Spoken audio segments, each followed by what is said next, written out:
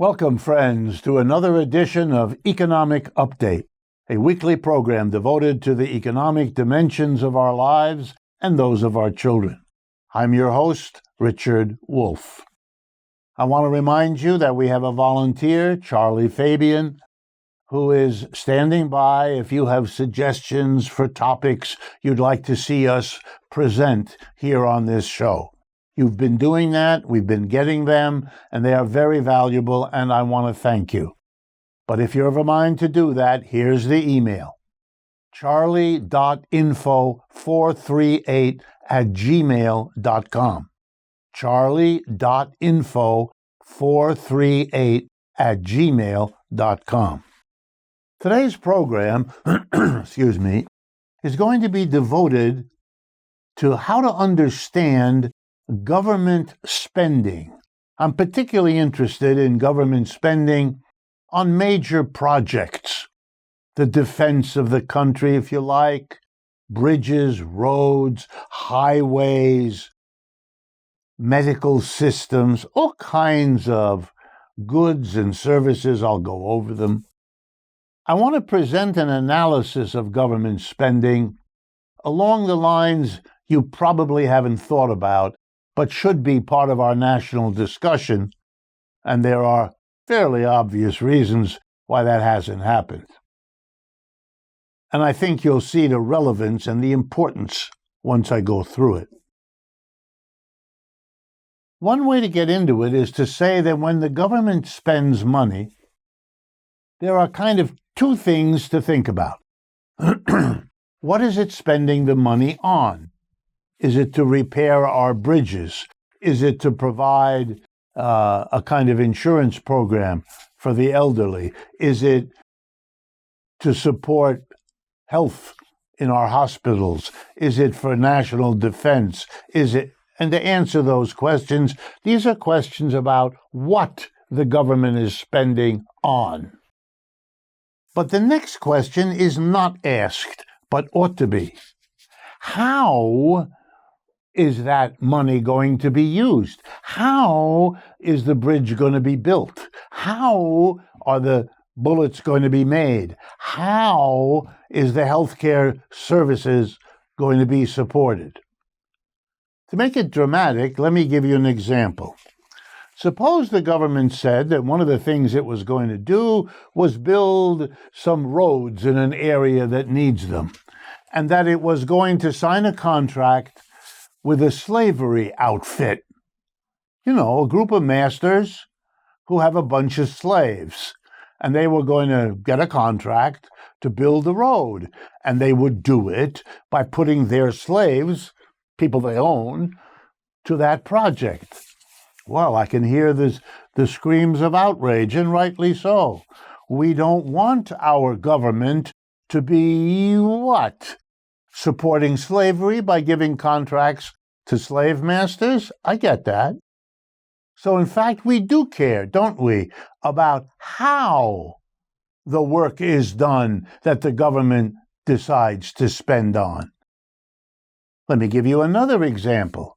Suppose the government was going to build some roads, but decided that the way it wanted to have it done was by a cooperative, a group of people who together would build the road. It would include engineers to design it, and earth-moving specialists, and machine operators, and all the different people needed for road building, but they would work as a cooperative, as a little community, one person, one vote, who decides everything collectively in a democratic way.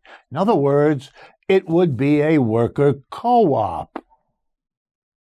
Well, that would be a completely different arrangement.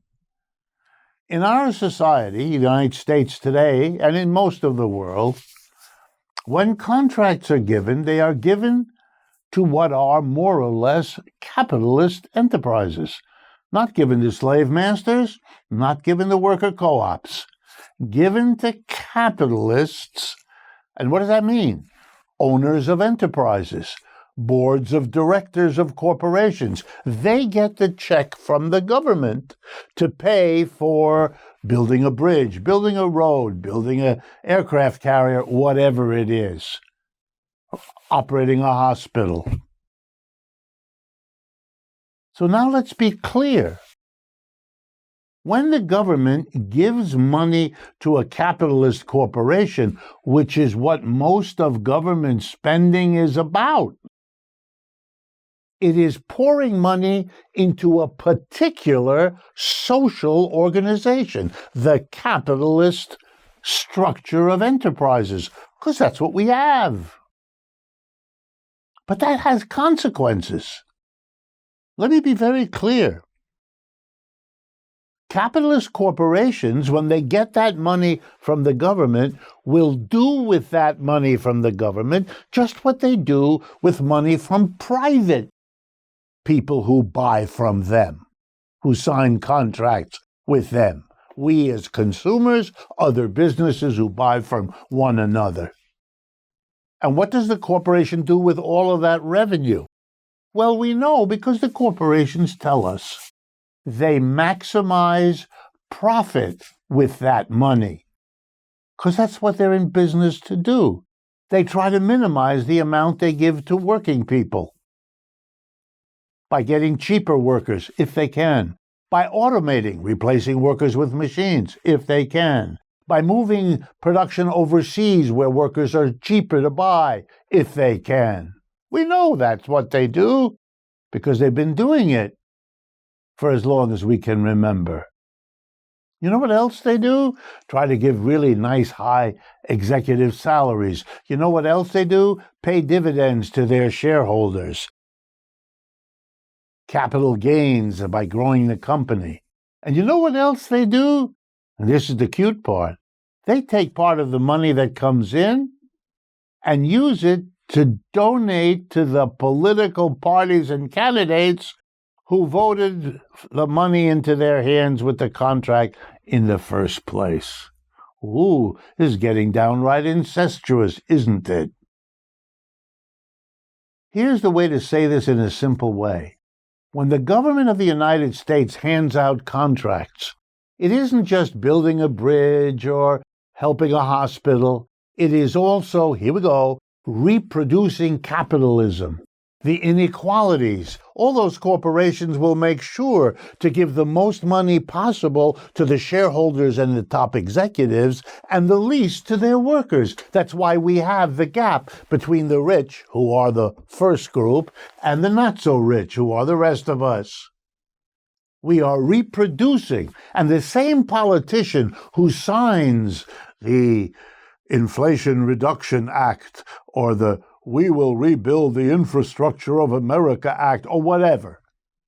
The same politician who says, I'm concerned about inequality, by signing contracts with these corporations, is making sure that that inequality is reproduced by those corporations who are the ones whose payment program produced it in the first place.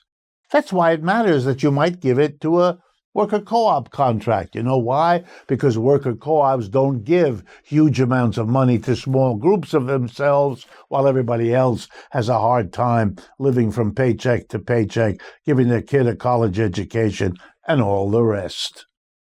In other words, it matters a lot, not just what the government spends on, but what kind of an entity it gives all that money to.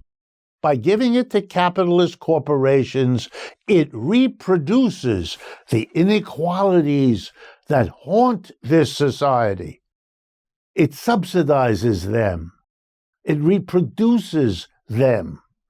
And it doesn't have to. It doesn't have to. The government could decide that it would be much more healthy for the United States to have the government give half the money to capitalist corporations, if you still want to, and half the money to worker co-ops. Help develop the worker co-op so you can give them the contract, and then let the American people see how they perform. Who does the better job? Why are we not having these discussions, these experiments, and deciding on the evidence rather than refusing to give the money to anything other than a capitalist corporation? Look, other Americans have understood this, if not quite in these terms. Minorities in America noticed over the long history of this country that government, captured mostly by white male persons, tended to give contracts to corporations run by white male persons.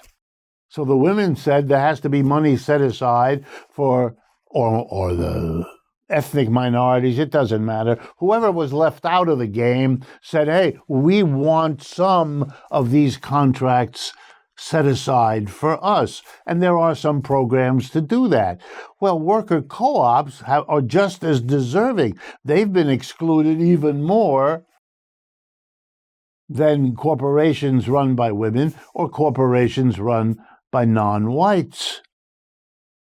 And they could revolutionize the way this country works because they have different ways of distributing income. They're much more egalitarian. They much more take care of their members' many needs, not just the salary, and so on. So it matters. We ought to broaden the conversation about government spending. So it's not just on what is the government spending, but how is it spending whatever it decides to spend? On what kind of corporations who have what kind of impact on our society? We know that the capitalist system has had the impact that we have. Women earning less than men, women subordinated to men, non-whites earning less than whites, non-whites more unemployed than whites. And we know the story. We know a few people are billionaires while a mass of people are having hard time. We know that capitalist ways of doing things are producing a society which has many weaknesses, flaws, and failures. It's simple common sense then. If we know that the government has it within its power to buy the things we want as a society from worker co-ops, who would handle all those other issues differently, instead of capitalist corporations, there ought to be a lot of that going on. This is an argument that the worker co-op movement ought to develop, ought to put in the forefront of its organizing activities, because millions and millions of people who already see the benefits of a mutual fund where they work, of a credit union where they work. Those are the beginnings of efforts at collective behavior. They could see that worker co-ops would be a better way for the government to get the things done that we need as a society. It's really important to understand that what the government does is not any more important, and probably less, than how the government goes about it, to whom they entrust the people's money.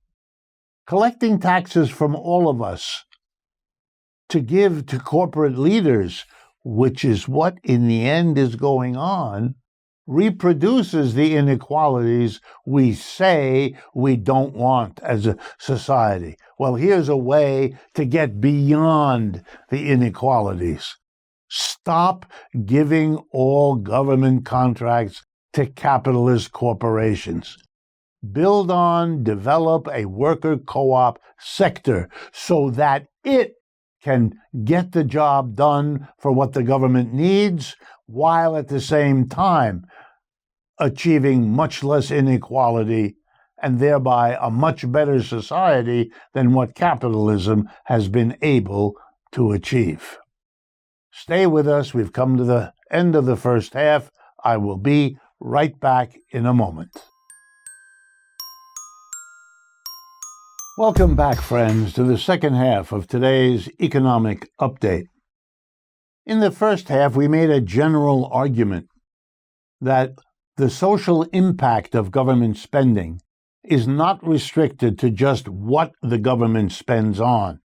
Guns versus butter, social programs versus military programs, and so on. Those are important questions for sure. But they leave in the shadows where they don't belong the equally or more important matter of how the work gets done that the government is spending money on. How is the bridge going to be repaired? How are the roads going to be built? How is the medical care going to be delivered? How is the educational experience going to be organized? These are questions that are not asked because we are supposed to all believe that the capitalist system is the only way to do it, the necessary way to do it, the universal way to do it. None of that is true. It is true that the American government gives money overwhelmingly to capitalist enterprises. That means that the check goes from the government of the United States, Washington, or by the way, the same applies to state governments, local governments, and goes to the board of directors or the owner of an enterprise, the construction company that fixes the bridge, the university which undertakes courses in education where it gets help from the government to do so. Whatever the enterprise is, the overwhelming majority of them, these enterprises, are organized as capitalist corporations. They have a small group of people at the top who make all the decisions. The corporate board, the owner, the top executives, or some mixture of those. And they take the money, they get the money from the government, they literally sign the contract with the government for whatever it is that the government is spending on. And then they take that money, together with revenues they get from selling to other people, businesses, individuals, and they do what we know they do. And here's what it is. They spend the least they possibly can on workers and on laborers. Why? Because they're in the business of maximizing profits, not wage bills to their workers. If they can save by having cheaper workers, they do. If they can save by replacing the workers with machines, they do. If they can move production out of the country, they do. They try to make the most money they can. They want to grow the business. They want to pay dividends. They want to pay. We went through that the first half of this program. It's clear what capitalist corporations do reproduces the capitalist system. And therefore, what goes with the capitalist system? Enormous disparities between those who live on dividends, capital gains, and executive salaries versus those who live on wages. The gap between Elon Musk and you and me, etc., etc. If we want those qualities of our society to be overcome, we have been asking for at least 100 to 200 years for the inequality of wealth and income in this country to be reduced. Every poll shows it. Americans want much less inequality than they have. But we haven't been able to get it. And that's not because we didn't try it. It's not because we aren't smart or any of those other silly reasons. It's because our capitalist system doesn't work that way. And one of the ways it does work is the government, think of it this way, is like a vacuum cleaner, sucking up all the taxes you pay and I pay. When we imbibe alcoholic beverages, when we drive on a rubber tire, when we put gasoline in the car, when we pay our income tax, when we pay our sales tax, all that money collected is then taken by the government, and you guessed it, given to the heads of corporations to do what the society, we are told, needs. How very nice for them. And here's the solution. I'm going to borrow from the head of the Labour Party in England, Jeremy Corbyn. He's not the current head. They bounced him out and replaced him with Casper Milquetoast, Keith Starmer, who will be another Tony Blair, which is to say nothing. That's what we got. But Jeremy Corbyn had a different plan. Here we go. A law would be passed, said Jeremy Corbyn, which is why they pushed him out. A law will be passed the minute we win the election and become the government of Great Britain. And the law will say any business that wants to stay as the capitalist business it is can do so. But any business that proposes to change, and by that he meant shut down, or leave the country, or merge with another business, or go public by issuing shares, any company wanting to make that kind of change will have to offer its own workers something called the right of first refusal.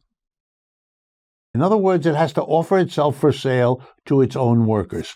If the workers don't make an offer, then they are going to be free to go and do whatever they want. But if the workers are willing to meet the company and pay the price, then they get priority. They can buy the company. When the press heard this, they became skeptical, not because they're good journalists, but because they're not used to this kind of thinking. They said, well, where would the workers ever get the money? And then Jeremy Corbyn, John O'Donnell, his chief advisor, smiled and said, we're the government, we'll lend it to them. The government would have a lending program specifically geared to enabling corporations to convert from the capitalist top-down system they were to becoming worker co-ops instead. The government would lend the workers the money to buy the company if it were part of such a conversion. And then the reporters turned to Jeremy and John and said, why would you do this? And the answer they gave was, we want a worker co-op sector of the British economy. And here's why we want it. We want the British people to finally have some genuine freedom of choice. The freedom to choose whether to do business with a capitalist top-down company for the things you need, or a worker co-op for the things you need.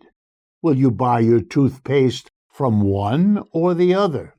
Will you go and get a job in one or the other? What do the British people want? We should have an economy that mixes capitalist and worker co-op enterprises according to their preferences.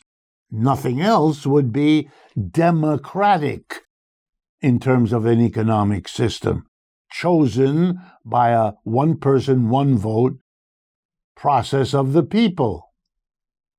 But they could have answered with another argument, which is what I've tried to make today. They didn't, but they could have. Jeremy Corbyn and John O'Donnell could have said, we want government spending, the many, many billions of dollars that the British government spends each year on roads and highways and schools and hospitals and you name it. We want a percentage of that spending to go into producing the goods the government wants by worker co-ops, so that the money the government spends will be distributed relatively equally, the way worker co-ops do. Will be used to take care of the needs of the community and the people who work there first, not some private investors, because they don't have those. We want that because it'll make a better society for all of us. And that's why they could have made that argument. They could have taught the British people, look, the impact of the government is not only on what it spends, but how it spends it, to whom it gives taxpayer monies to perform services, to produce products. Because how you do that shapes the society. That's what the whole program today is designed to get across. Corbyn showed us the way the government can develop the sector to which it then gives contracts. And that could be done everywhere. In many countries already there are co-ops, even here in the United States where there are relatively fewer of them. We have many of our businesses now in various kinds of cooperative structures. We have the United States Federation of Worker Co-ops, an association that's been around for many years that has accumulated skills and resources to share, to help governments, state, local, federal, develop worker co-op sectors. We know about how to finance them, how to manage them, how to solve a whole host of problems. The most developed worker co-op system in the Western world, the Mondragon Corporation in Spain. They have their own university, Mondragon University, where they teach courses in how to organize, set up, manage, run, rescue, finance worker co-ops. We're not starting from nothing. There's a whole developed logic, history, record, knowledge. It lacks only the economic and even more the political will to do this, to take advantage of the resources already there, the knowledge already accumulated, to produce a worker co-op sector that can deliver enormous benefits to our culture if only we let it get going. So let me end with an appeal. Do not let the bad habit of having nothing but capitalism taught to us all the time. I took a look recently at the curricula in business schools. Do they teach anything other than capitalism? By and large, no. No courses on worker co-ops, certainly no curriculum devoted to how to set them up or run them. It's as if they weren't there, even though they are and have been for a long time. All of that would change if there were a political will, and we would get, as I say, much less inequality and a much warmer, more community-oriented production system. It's been the dream of critics of capitalism for a long time, whether they call themselves socialists or not, to move in these kinds of directions as a way to have a competition with capitalism, but in the end to show people that this way of doing things can take us to a better place than capitalism has been able to achieve. When the French and American revolutions brought capitalism to the modern world and overthrew feudalism, they promised it would bring liberty, equality, fraternity, and democracy. It brought some of those, but it didn't bring them far enough. And for that, we need the next step. And that next step is all about worker co-ops in the field of production. Thank you for your attention. I hope you have found this interesting, and as usual, I look forward to speaking with you again next week.